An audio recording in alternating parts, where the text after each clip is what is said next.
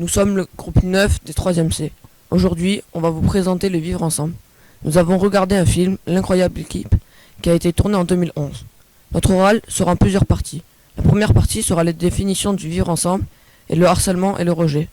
La deuxième partie sera le résumé du film et la troisième partie sera le lien entre le film et le vivre ensemble. Le vivre ensemble, c'est une entente qu'entretient des personnes d'un groupe. La définition du harcèlement, c'est la répétition de propos et de comportements ayant pour but une dégradation des conditions de vie de la victime. Rejet, c'est le fait de refuser une personne. Je passe la parole à Théo.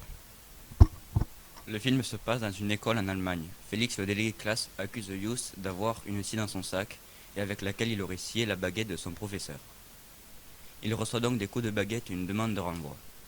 Félix Hartung, le délégué de classe, s'amuse à le persécuter et l'harceler parce qu'il est pauvre.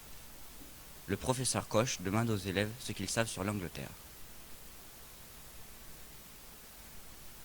Et ils disent tous que ce sont des barbares. Le professeur Koch décide de leur apprendre le vivre ensemble en jouant au football tout en apprenant l'anglais. En essayant de tirer dans le ballon, Félix tombe et se sent offensé.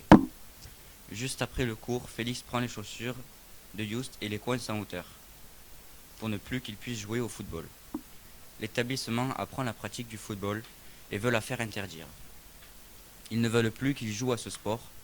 Konrad Koch, leur professeur d'anglais, veut continuer à leur apprendre, mais il décide de continuer dans un parc. Le père de Félix lui demande qu'est-ce qu'il faisait pendant l'après-midi. Félix ne répond pas et son père le bat ensuite. Félix veut continuer de jouer au football. Il va donc passer par sa fenêtre pour rejoindre ses amis dans le parc, où il retrouve Rosalie, la domestique, qui s'était fait virer de sa maison parce que Félix était amoureux d'elle. La pratique du football est donc interdite, mais les enfants veulent toujours y jouer, mais le professeur Koch ne peut pas. Les élèves se rebellent en se moquant d'un blessé de guerre, en corrigeant la prononciation du TH de leur professeur et en suspendant leur professeur de sport en l'air. Tous les élèves décident de quand même y jouer, mais sans arbitre et sans adulte s'aperçoivent que le jeu dégénère. Ils n'entendent pas Rosalie siffler et se font capturer par les policiers. Je passe la parole à Thomas. L'article 21 de la Charte des droits de l'Union européenne interdit toute discrimination sur le sexe, la religion, la couleur de peau. Dans le film, il y a une partie de sexisme quand le concierge rigole quand sa femme dit qu'elle veut les mêmes droits que les hommes. Il y a aussi une part de rejet et d'harcèlement quand Félix Hartung et ses camarades tapent et coincent les chaussures de Just.